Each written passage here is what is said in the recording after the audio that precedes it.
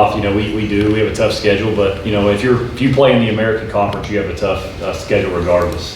So, yeah, you know, I mean, you're talking, you know, facing Memphis, who's an undefeated football team right now in this league, a triple option offense. Darren Rice, who's really coming along, and you know, a good UAB football team as well. And the next two opponents for us, we've got South Florida, who's 19th in the country, and undefeated Navy team who will probably be top 25 here in a couple weeks when we go play them too. So, man, it's tough every week. Doesn't matter who you play if you're in the American. But yeah, you know, I think we played some really good teams all year.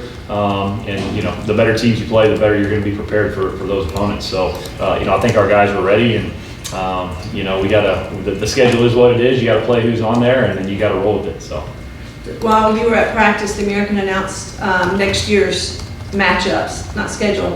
And it's especially for home games, it seems like a schedule that will please fans. And then on Saturday night, Caden mentioned how fun it is to play hard and difficult teams. Do you look forward to next year's schedule as well, or is that too far down the road for you to look into? Yeah, I mean, you got to look at it to a certain extent, just because you got to, you know, you always got to stay a step ahead, and you always got to look. Now, clearly, we're not diving into it deep, and we'll do that, you know, after the season's over with. But you know, just from the glance at it, you know, first thing that pops out is you got to play 3 triple option offenses, you know, and that's never fun. They beat you up. They slow the game down. It's just always hard to win those games, and so you know, off the rip, you know, seeing those is always tough. You know, you got to go play a really good North Texas team, you know, in Denton, which will be a fun one for us. You know, we've got some Texas guys going to go back to Texas. You know, have UTSA at home, which will be a lot of fun having them here. You know, I believe we're at East Carolina, which is it's a great college town, great college environment there, and yeah, you know, South Florida again. So you're talking just some really top tier teams, and yeah, you know, the biggest thing is, again, what sticks out to you is to have to play the 3 triple option teams, but we'll get to that, you know, here in a couple months, trying to focus on the Bulls right now. When you're recruiting, does that help with some of the young men that come in, what your schedule is going to be and who you're going to play? And knowing who you're going to play next year, will that help in your recruiting process according to who you recruit and for what? I mean, it can to a certain extent, you know, especially if maybe you're, you know, depending on it, maybe if you're recruiting local kids, how many home games do you have? Or maybe if you are recruiting a young man in the state of Texas, for example, and he's from the DFW area, and you know, we know we're going to play there. You know, that's an opportunity for people to maybe come see and play close to home. So it may be a little bit, but I think ultimately, you know, when we recruit, for us, it's, you know, do you want to be a part of what we're building here, this football family, and do you want to come to a great university, get a great education, and then be a part of something fun and then live in paradise? You know, that's kind of more what we talk about when it comes to the recruiting process. Questions? Coach, when it comes to last week's game, how's the health of the team looking? Is there any additional injuries, or is it kind of just more of the same, like considering what was on the injury report before the game? Yeah, we're a little banged up. You know, we'll see how it looks. I can't go ahead and say Alex Akavich will be out for a few weeks. We're hoping to get him back, but he will be out for a few weeks. And some other guys, you know, it'll be kind of 50-50 if they make it up or not. You know, some guys, we had some guys practice today that are banged up. You know, we're at that point of the year where you're 6 games in and you're playing. We play physical football, you know, and so you're going to have some of the shoulders a little bit, and some of just the hamstrings, the quads, some of those tight things, and some stuff like that. But again, we got tough kids, and then I feel good about, you know, where we're heading. Again, it's all going to kind of come down to how do we look between now and Saturday morning, and you know, we'll get that official injury report out, you know, 3 hours prior to kick. When it comes to facing this USF team, you know, they've been battle tested this year against some very difficult opponents, whether it be Boise State early in the year, Florida, Miami. They've also, you know, showed, you know, some potential flaws, but also struggles against a team like Charlotte, even with the score being what it is and the turnovers. You know, looking at them in totality, what do you think are some of their main strengths and maybe some of the things that this FAU team could potentially exploit in this type of game? Yeah, well, first off, I mean, they got a ton of strengths. I mean, you mentioned, you know, their schedule that they've had to play. I mean, what a brutal schedule they had to start with Boise State, you know, Florida, Miami. You know, they had to go to Texas last week and battle a really good North Texas football team. So they've had a tough schedule as well, and they're playing really good football.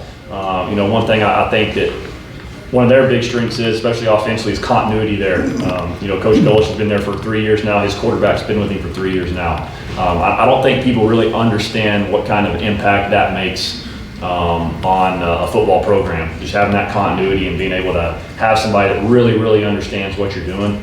I could speak to it. I coached Bailey Zappi for 4 years. Year 4 of Bailey Zappi, he was completely different than he was year 1.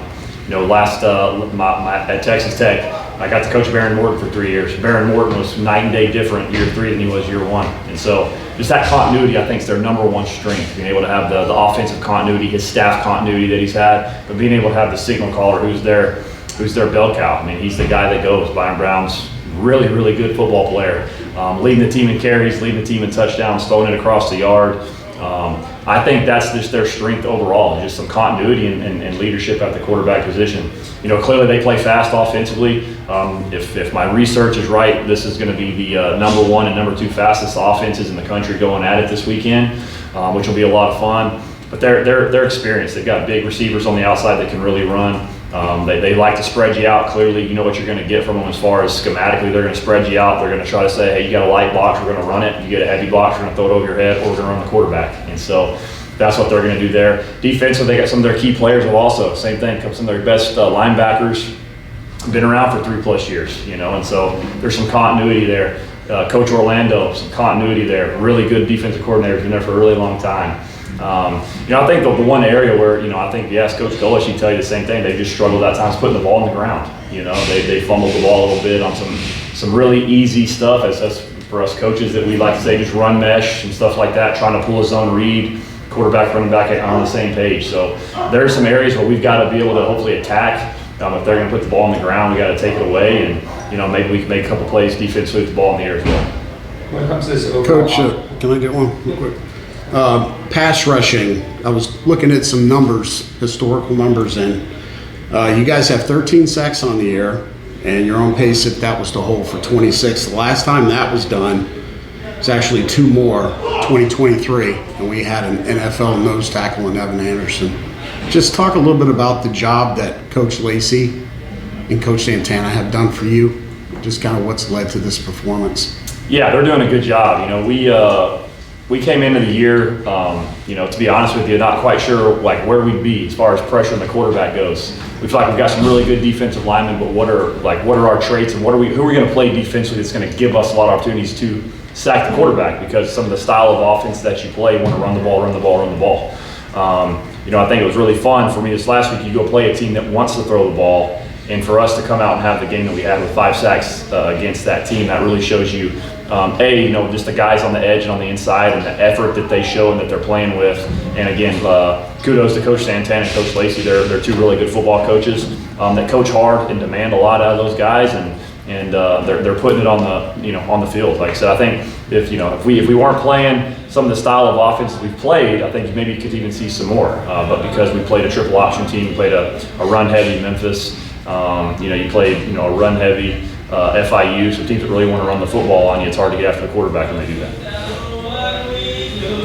You mentioned about USF's tempo and offense. When it comes to facing a unit like that, something very similar to what you guys do here, what is the main focus for the defense in terms of assignments and alignment and making sure that they're not getting caught off guard by something because the opposition is going so fast? Yeah, first of all, I think it starts with us as coaches and Coach Dewhurst specifically getting the call in fast. You got to have a menu of tempo calls defensively that you're going to use, and we got to get the call in, we got to get it communicated, you got to just get lined up.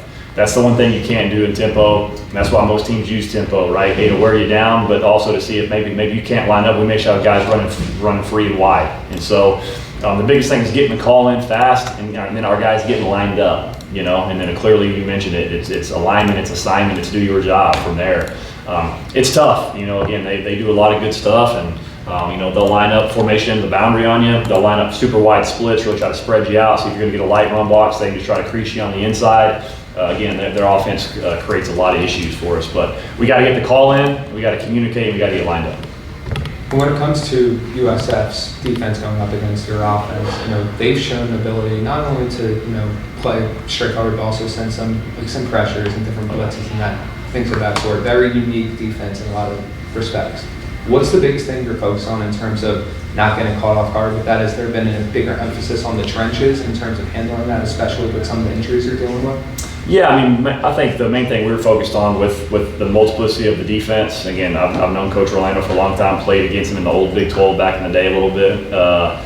He's really, really good. He mixes it up a ton. And so for us, we've got to make sure that we're not overdoing it offensively and we're giving our guys easy stuff to do too, where we can execute at a high level. Our thing this week is do your job. You know, because we know they're going to be everywhere. If you'll stick to your rules, you'll stick to your coaching, you should be able to be fine. But you mentioned it. I mean, he's some fire zones, some sim pressures, some cover zero, some cover one, some two Tampa. I mean, you name it. They're everywhere. They do a lot of stuff defensively. And so, you know, as a play caller for me, I got to be patient. I got to understand that. Quarterback's got to be patient. He's got to understand that. And ultimately, we just got to do our job. We got to play our style of offense, which we saw almost exactly who he could be this last weekend. We're trending in the right direction, but we still can get better. And so I think if we stay on the track we're on, we'll be in a good situation. Offensive line play, shifting over to that side of the ball, you guys have only given up 6 sacks. Yep. I had to go back to 2018. That was a championship season. They gave up 14. You're trending to beat that. Yep. What has happened that's caused this offensive line? Because you have some familiar faces there. It's not like we completely reloaded. Yeah, I mean, Coach Hamby, I mean, what's the sauce? How's this happening? You know, again, I'll give him some credit. You know, Coach Hamby, you know, he's really, really good in pass pro. You know, he played in the old school Mike Leach air raid, and so it was pass set every play. And so that's kind of what his forte. He's really, really good in pass pro. But again, you know, there's a lot of stuff that goes into it. You know, being able to run the football helps those guys in pass protection. Me calling certain plays too helps. You know, I can't just pat the ball back there all day and expect my quarterback to have 8 seconds to throw the ball. So I got to get the ball out. I got to chop the defensive line down. We got to get the ball to these playmakers on the perimeter. We got to throw some screens. We've got a tempo. A lot of the things that you do help them out, but ultimately it all comes back to those guys executing, doing their job, and taking pride in their work. You know, I use that quote all the time: take pride in your work. And those guys are the first ones that want to make sure 10's not on his back there. You know, and if you take pride in that, and it frustrates you when it happens, and you truly mean it, you know, I think you're just only going to get better, and you're going to do everything in your power to make sure you protect them. Anybody else? You got any more? I got one more. Okay. Yep. Jay Sean. He didn't get a heck of a whole lot of time here. Just looking at the numbers here, nearly double the amount of punt returns that he had since he came under your tutelage, and more than double the passing attempts. That's 3 years prior. What have you seen from him since taking him on in the spring until now? What has been his key cog to develop, and why are you so enchanted with using him so much? Yeah, I think for him it was kind of maybe personal a little bit. He felt like maybe he had been underutilized and stuff like that before. And from the day I got here, you know, Easton's sitting right here, and he can tell you the same thing. He was one of the hardest working guys in the program. Off-season workouts, he put his head down, he worked. He came to work since I've been here and continues to work right now. He's a really talented young man, you know, and you know, I think him and the quarterback have got some continuity. I think they trust each other, which is great. You know, he's one of our most explosive kick returners, like you mentioned, and he's just a guy that's come to work and been very consistent for us. And when you're consistent and you do the things you're asked to do, you know, I'm a believer in the process. The process goes the right way, and you're handling your business along the way. Good things happen to you. The ball's going to go your way.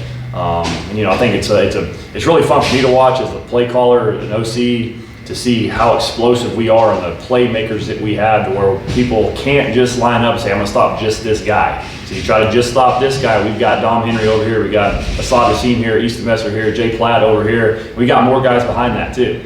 And so that's been the fun part for me, is these guys aren't selfish. They all come in. I mean, clearly everybody wants the ball, and you should want the ball.